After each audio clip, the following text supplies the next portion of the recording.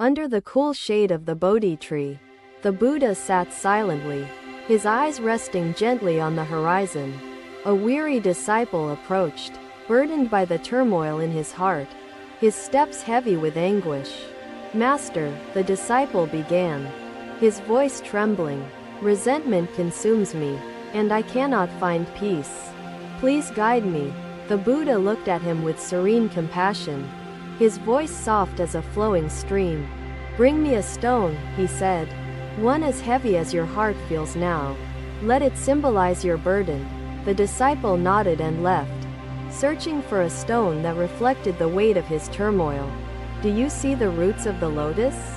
the Buddha asked, his voice calm yet purposeful. Sujata nodded, noticing the intricate network of roots embedded deeply into the earth below. "Carry this stone as you go about your day," he instructed, obeying his master's words. The disciple carried the stone, the burden testing his strength with every moment. Hours passed, and the disciple returned, his shoulders slumping under the weight of exhaustion. "Master," he gasped, "I cannot bear this stone any longer. It has drained me of energy and resolve." The Buddha smiled faintly, his gaze unwavering. "Now you understand," he said, "what resentment does to the heart and soul. It clings to you like this stone, drawing strength from your refusal to let it go." He paused, letting the words sink into the disciple's mind, before continuing with a parable. "Imagine two travelers crossing a river. One picks up a log to help him float to the shore. Once on the other side, he carries the log on his back, believing it may be useful again. But the log, once a savior, now becomes a burden. Tell me, is his choice wise?" The disciple shook his head, his voice soft with realization. "In solitude, observe the thoughts and emotions that rise, just as you would observe the flowers floating here." Sujata nodded, though uncertainty lingered in her eyes, the challenge of facing herself weighing heavily on her spirit. The Buddha's tone softened further, resonating like a bell in the disciple's heart. "Resentment is like that log. It serves no purpose once its lesson is learned. Release it, and you free yourself to move forward." At this, the Buddha extended his hand toward a flower blooming by his side, its petals vibrant and unblemished. "Look at this flower," he said. "It does not dwell on the harm caused by the storm. Instead, it turns to the sun, absorbing its light and growing anew." Sujata returned to the banyan tree, her heart lighter, her mind clearer, her spirit touched by a profound sense of clarity. The disciples watched her return, sensing a change in her demeanor, as though she carried within her the echoes of newfound peace. When someone wrongs you, their actions are like a storm passing through. The harm they cause fades with time, but the seeds of resentment you nurture can grow into thorns, piercing your own soul. The disciple knelt before the Buddha, his face illuminated by newfound understanding. "Master," he said, "how do I learn to let go of this storm? How do I find the strength to forgive?" The Buddha stood, his presence as steady as the earth beneath him, and began to walk. The disciple followed, carrying the stone that had become his teacher. They came upon a river, its waters shimmering under the sun, flowing freely over rocks and bends. The Buddha gestured to the river. "Observe how the river flows, unburdened by what lies in its path. It does not cling to the obstacles it encounters.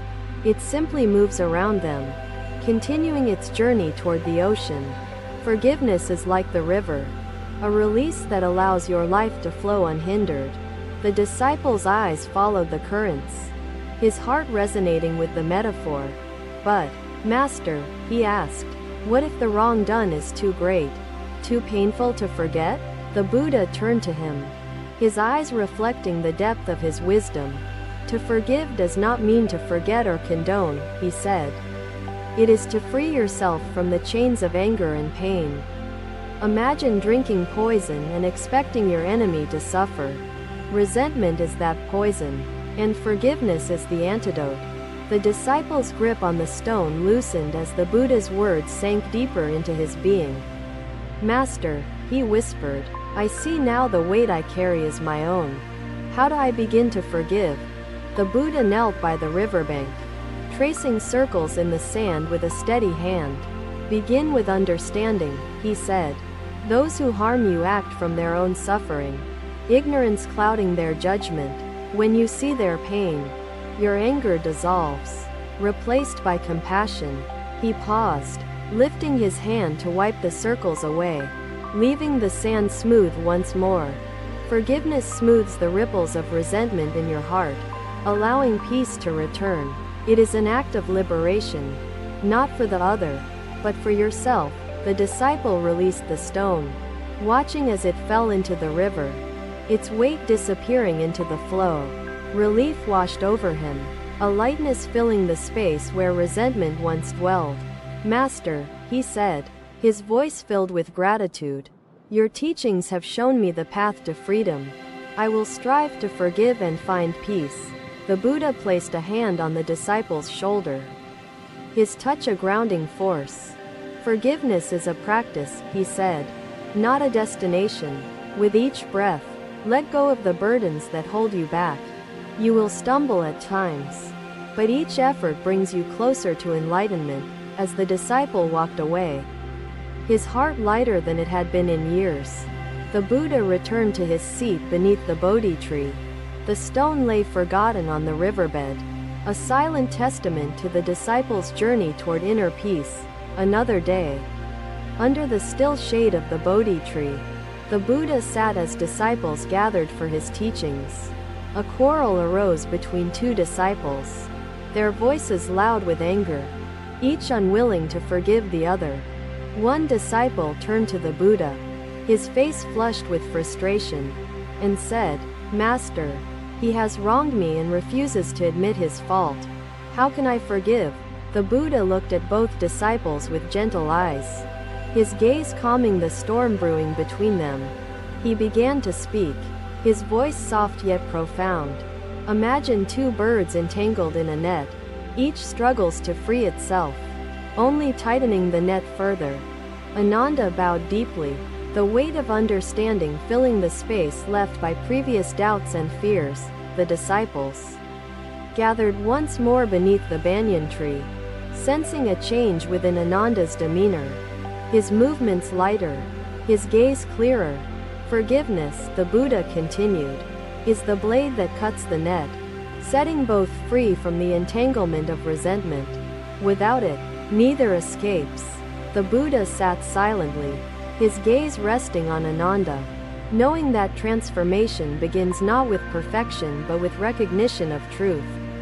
The sunlight continued to dance across the earth, its brilliance echoing the radiant potential within every heart willing to uncover its light. The Buddha turned to the elder disciple and said, "Tell us, when someone wrongs you, who suffers more, the wrongdoer or the wronged?" The elder hesitated, his voice barely audible. "Both suffer, Master. The wrongdoer acts in ignorance, but the wronged carries the weight of anger." The Buddha nodded, his expression softening further. "When you forgive, you liberate yourself from the chains of resentment. Forgiveness is not acceptance of the wrong, but freedom from its poison." He paused, and then recounted a story from his past in a previous life. "I lived as a tree spirit, providing shelter to those who sought shade beneath my branches. One day, a woodcutter came, his axe gleaming, and he began to chop my limbs. Rather than curse him, I whispered blessings into his heart, knowing that his suffering had driven him to harm." The disciples watched the spider's movements, intricate and deliberate, each thread finding its place within the web's unfolding design. Loneliness arises when you perceive yourself as detached from this infinite web of life, the Buddha explained. He laid down his axe and left, his heart lighter than it had been in years. Forgiveness extinguishes the fire of hatred like water poured over flames. The younger disciple, still holding on to his anger, spoke with hesitation. "Master, I understand the need for forgiveness. But what if the wrongdoing is too great to forgive? The Buddha smiled faintly, his gaze steady and reassuring. Forgiveness is not about condoning the act but about liberating yourself from the pain it has caused. He stood and gestured for the two disciples to follow him. They walked to the edge of the monastery, where a small garden bloomed in vibrant colors. The Buddha pointed to a wilting flower, its petals bruised and worn.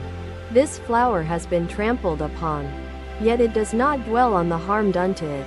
Instead, it continues to grow toward the sun, seeking light and renewal. But Master, Kumara asked hesitantly, how do we maintain the strength of the threads when they appear fragile? The Buddha raised his hand, allowing the light to filter through his fingers, a gesture that invited reflection. A thread remains strong through care and mindfulness, the Buddha replied. You rise above it. Like the flower reaching for the sun, the elder disciple knelt before the Buddha, his face softened by understanding. Master, I will strive to forgive. As resentment has bound my soul and weighed down my spirit, I seek liberation. The Buddha placed a hand on his shoulder, his touch steady and grounding. Forgiveness is a practice that requires patience and persistence. With each breath, let go of the anger that chains your heart. The younger disciple looked to the Buddha, his pride melting away under the weight of the teachings.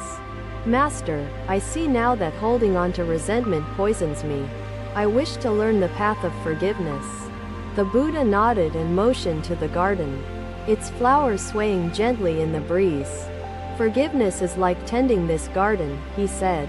You must nurture it daily, removing the weeds of anger and resentment that threaten its beauty.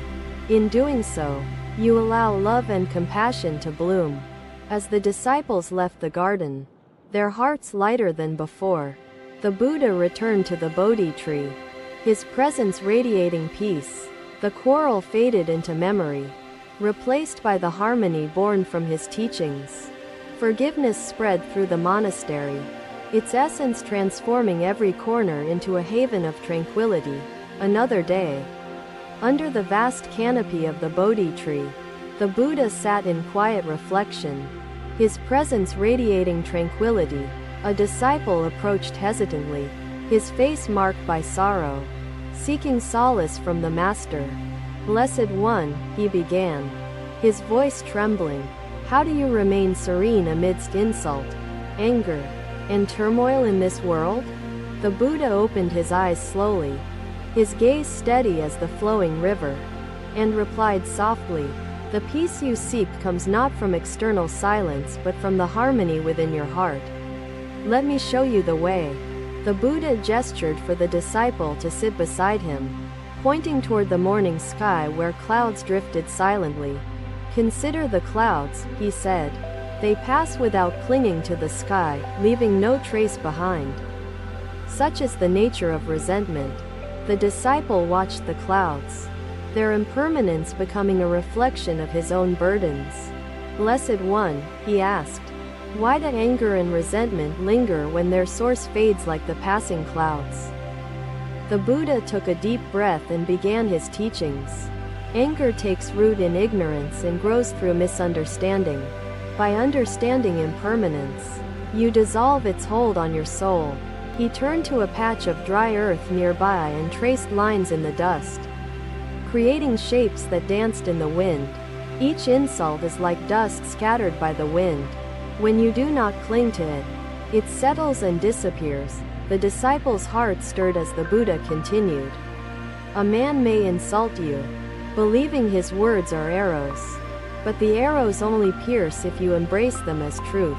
The Buddha raised his hand toward the sun, now casting golden rays through the trees. Even the brightest light cannot shine through a clouded heart. Understanding sweeps away the clouds, allowing peace to emerge.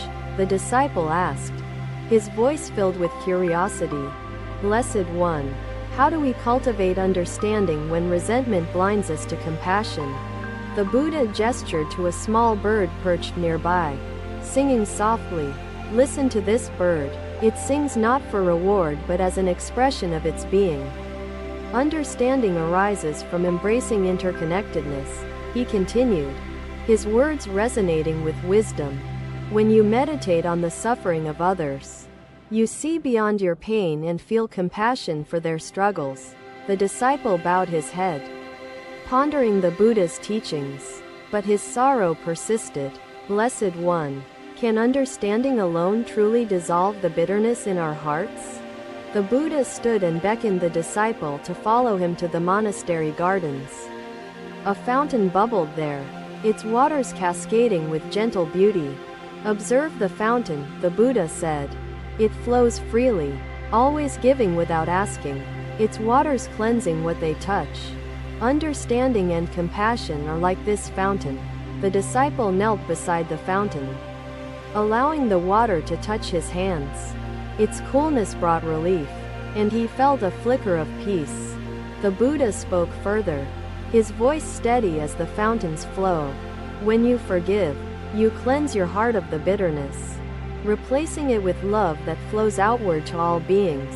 The disciple looked at the rippling water, his heart reflecting on the lesson. Blessed One, I see now how forgiveness nurtures peace.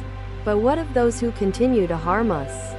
The Buddha smiled, his gaze unwavering. Compassion does not shield you from harm, but it protects your soul from hatred. By embracing compassion, you transcend the harm. He turned to the trees surrounding them, their branches swaying gently in the breeze. These trees weather storms without bitterness. Each storm leaves them stronger, rooted deeper in the earth. Such is the power of forgiveness. The disciple felt the weight of his resentment begin to lift, as if the fountain's waters washed it away. Blessed One, your teachings have opened my heart. I wish to follow this path to peace.